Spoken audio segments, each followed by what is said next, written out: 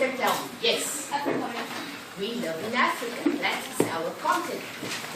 Now, what do we call our country that we live in? Yes. South Africa. That's right.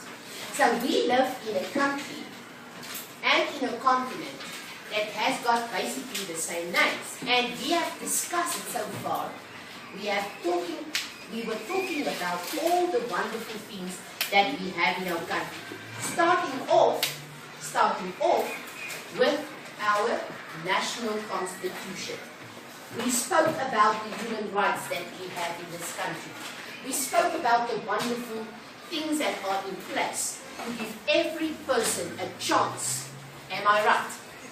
Now today we are going to talk about the emblems.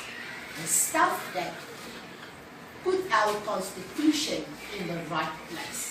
The stuff that we use to bring our constitution to on the right state of mind, to get us to have the right state of mind. Now we have quite a few things in our country that we are so proud of. And the first thing that we are going to talk today is the emblems that we have. Now you have it there in your textbook in front of you. And we are going to talk about this. Now the first one that we are going to talk about is, and I'm going to show it to you, and you are going to tell me, what am I talking about? Now, what do we call this? What do we call this? What is this? Yes, this is the South African flag. This is the most wonderful, beautiful flag that we are so very proud of. In fact, our flag is one of the youngest flags in the world because our flag has only been hoisted since 27th of April in 1994. That was the first time that our flag was hoisted in our country. And that is the flag that shows the democracy that happened in our country. That all people have equal rights in our country. Yes? Who created the flag? We're going to talk about that. This was a very, very famous artist in South Africa. His name is Fred Brownell. Now we look at the different colors in our flag, and if you look in the book in front of you, you will see the wonderful things that has been there. And they have taken this flag and made this flag in such a way that it will carry a message to each individual. Each one of us, if we look at our flag and we see the beautiful colors, we see the vibrant colors, we remember that we're coming from a rainbow nation. Good job. Very good, Marcel. A rainbow nation. We see all the different colors and we see all the wonderful things. What you also must remember is that when you have the flag being raised early morning at school, what do? We first raise the national flag and then the school's flag. That is a law of the land. That is a law. Whenever the flag of South Africa, the national flag of South Africa is hoisted, that happens only and only that the flag goes up first. When we go to state departments and police stations, they also have a flag of their own.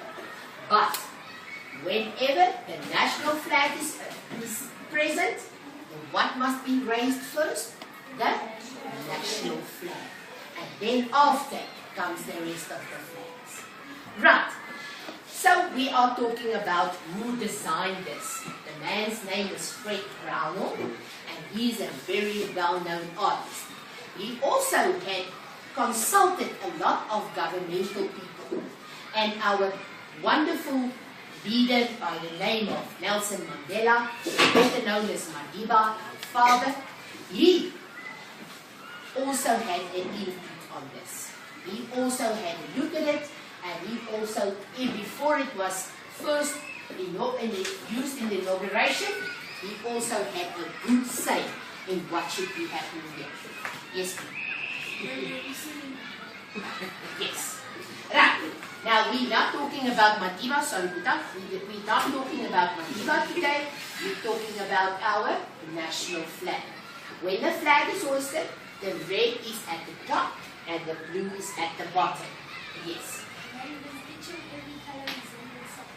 And what they want us to have to think about that. But every individual, if you look at this and you look at the beautiful flag, you have a good thought of what does it mean for you as an individual. Personally, I feel this flag has got many characteristics that show me the vibrance of our country. First of all, the beautiful flowers and countryside that we have in our country. The blue resembles the beautiful, wonderful blue skies that we have. And incidentally, I don't know if I said that before, but the yellow part is actually supposed to be gold. They decided on gold, but because it's difficult to get gold on any kind of fabric, what they do is they made this yellow for the run of the mill. But the brand, the smart flags that we have at the government's offices and also at the state president's office, those flags, they are all there with gold woven into where the yellow part is. Now, as I said, if I look at the flag, I look at many different colors and coming all together in one unity. If you look in your textbook, you will see that the flag has also got a very, very lovely motto there. The motto of the flag, and I want you to read that to us. Yes. The motto of the flag is unity is strength. Unity is strength. Now I want to ask you, who of you ever had, if you take a twig from a tree, what happens to the tree? And you put it between your fingers, what happens? It breaks. But if you take 20 twigs and you put them all together, will you be able to break them? No. Why? Because they are a unit and they are very strong. So on our own we cannot, but unity, as our flag say, is strength.